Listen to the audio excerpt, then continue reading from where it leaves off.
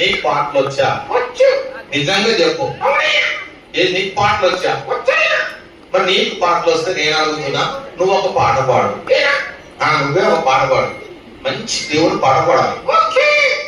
మరి నువ్వు పాట పాడతలేవు ఎందుకు? చప్పట్లు కొడతలేదా? ఓహో, ఎంకరేజ్మెంట్ కావాలి కదా నీకు. చప్పట్లు కొడుతూ పాట పాడుతుందా? అవునా? సరే, ఒక మంచి పాట పాడు. అబ్బా, ఏం పాట? యేసు ఉన్న ఇంత. అబ్బా, యేసు ఉన్న ఇంత సంతోషమా? మరి ఇంకో పాట పాడు.